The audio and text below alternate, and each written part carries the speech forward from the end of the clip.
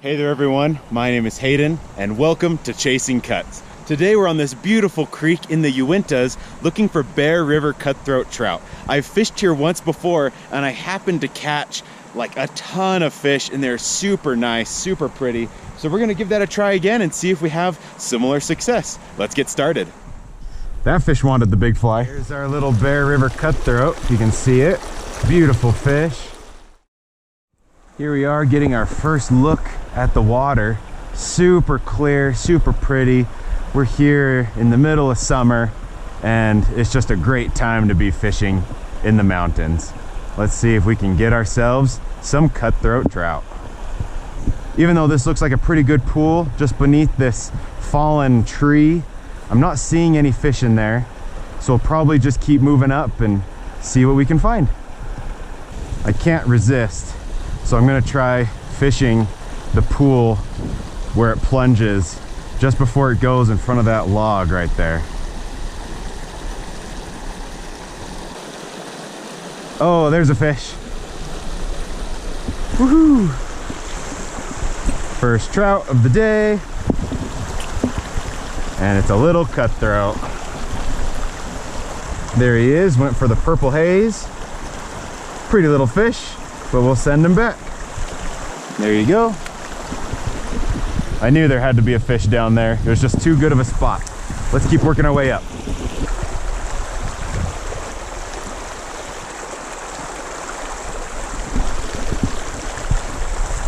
Always a good feeling when you catch a branch.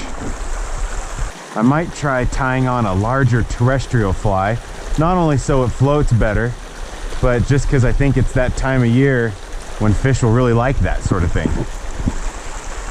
Okay, I tied on a much larger terrestrial.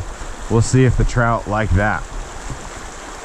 Cutthroat are kind of fun because they'll go for flies way bigger than they should probably reasonably going for. But hey, that's a win-win for me. You catch a fish and you get to throw a big fly and watch them take it. Last year when I fished here, this pool had a surprisingly nice sized trout. I don't see one hanging out in there this year, but that's not going to stop me from trying to fish it. Lots of branches in the way though, which makes this a difficult one to fish for. Oh, little trout went for it. Sweet. Another little but pretty guy right there. Sweet.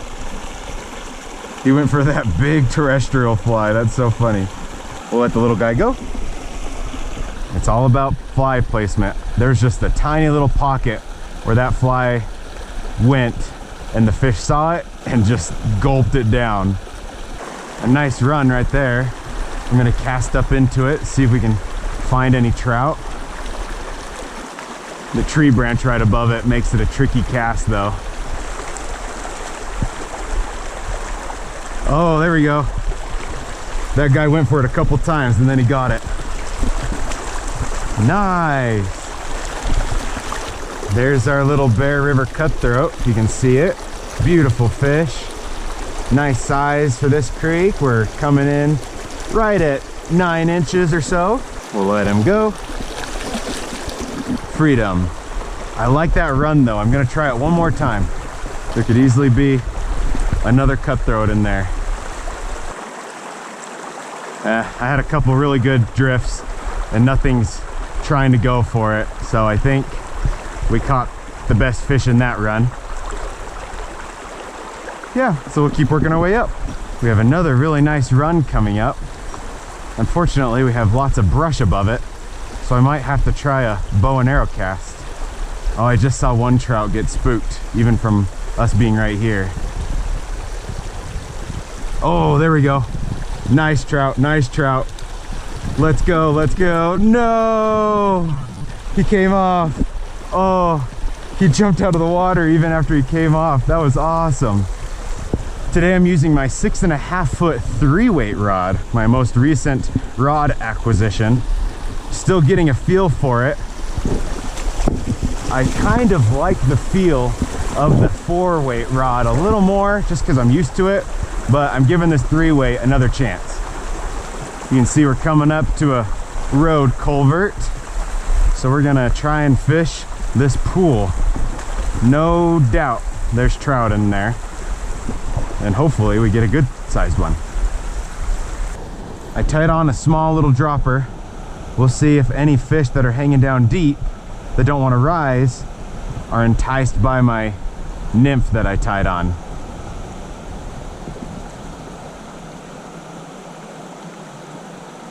Oh, there we go. Sure enough, we have one taker. Sweet. Here's the view of that guy. Pretty fish. Send him back. There's gotta be more than one in there. So we'll give it one more try. See if we can catch another fish out of there. Maybe one or two more, who knows? Just depends on how hungry they are. And then we'll move up. Oh, nah, that was a taker. There was a fish interested. It went for that nymph. Yeah, I think that's about it. I don't think any other fish want to play with our nymph, so we'll keep on moving up. I can see tiny fish down in the water. It's fun to see a river chock full of fish. They just keep swimming by, but all the ones that are swimming by because they are spooked by me, which isn't what you want when you're fishing. All right, here we go. See if there's any large ones hanging out in the beaver pond.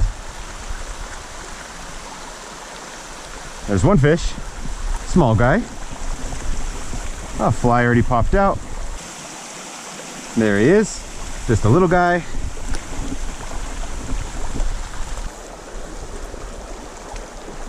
Oh, a little fish tried to go for it. Oh, went for it again. Come on. Looks like we had 2 tries and then the fish got wise. To avoid spooking fish, I'm casting pretty far up there, but all the water's been pretty thin lately and the fish like deeper runs. They don't like the super shallow stuff.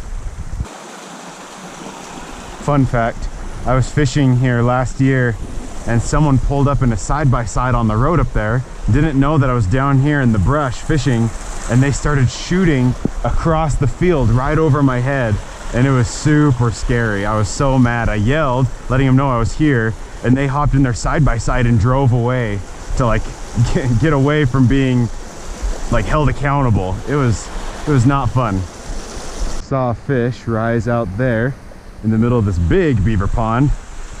So let's cast out there. Hopefully I haven't spooked anything.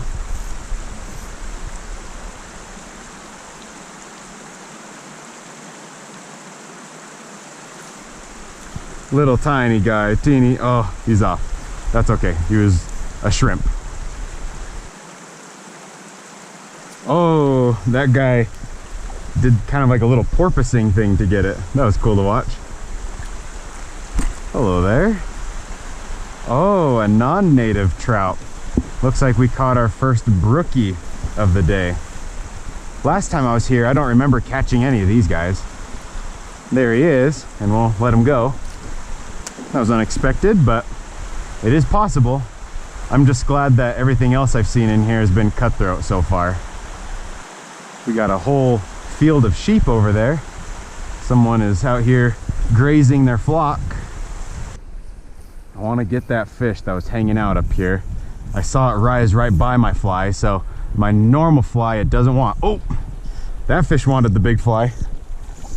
I don't know if that was the same one or a different one, but we caught him. Just a little guy, but has some nice fight in him. Let him go.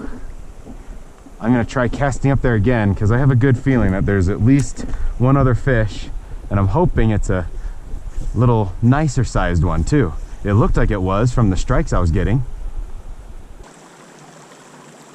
I think I might be too close to where those sheep are because all the fish have kind of disappeared. They might have been spooked. Well, except for that teeny tiny fish right there. Went for my smaller of the 2 dry flies. Ah, another brookie. This one is. Interesting, interesting. Well, I think that's enough fish catching fun from that creek for one day. After working my way through beaver pond after beaver pond and death pits of super deep little narrow channels and lots of really thick brush and tearing up my legs, I finally got out of there. But I'm glad we caught some cutthroat, caught a couple of brook trout too, so that's cool. And hopefully next time you tune in for some more native cutthroat trout fly fishing adventures. Thanks for watching, and until next time, tight lines.